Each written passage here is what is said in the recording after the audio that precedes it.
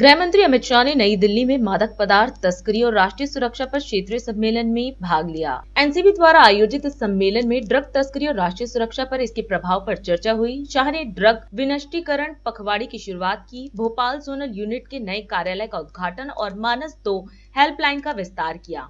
उन्होंने कहा कि प्रधानमंत्री नरेंद्र मोदी के नेतृत्व में सरकार ने ड्रग तस्करी के खिलाफ जीरो टॉलरेंस नीति अपनाई है, जिससे इस खतरे को कम किया जा सके।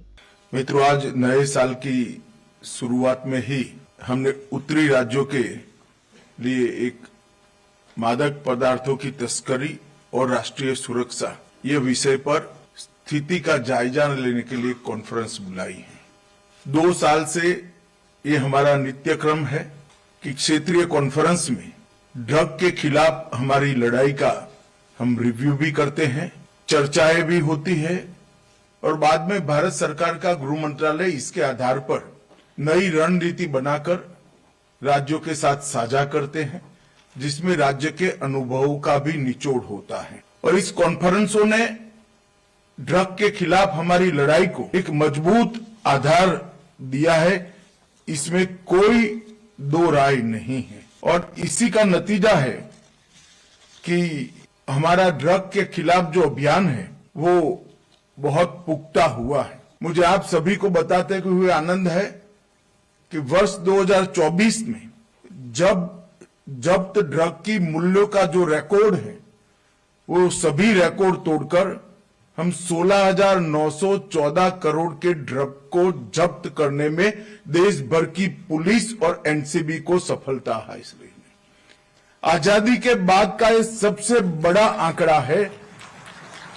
यही इंगित करता है कि हमारे प्रयासों को सफलता मिल रही है। मगर फिर भी मैं कहना चाहूंगा कि ये पर्याप्त नहीं है। हमारे सामने जो चुनौती है वो चुनौती को देखते हुए हमें और मजबूती के साथ और शिद्दत के साथ, बारीक प्लानिंग के साथ, सातत्यपूर्ण मॉनिटरिंग के साथ और समय समय पर समयानुकूल रणनीति बनाकर आगे बढ़ना होगा, तभी हम सफल हो पाएंगे। और इसीलिए आज इस कॉन्फ्रेंस का आयोजन किया है।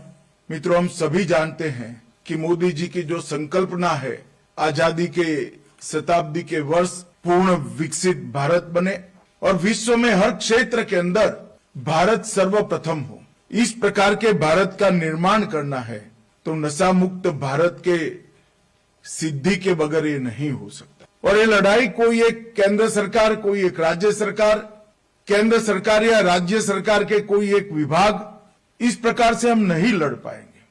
केंद्र और राज्य मिलकर एक साथ एक प्लेटफॉर्म पर आकर दोनों सरकारें के सभी संबंधित विभागों ने मनोयोग के साथ योगदान देकर परिश्रम कर ये विजय हमने प्राप्त करनी ही पड़ेगी।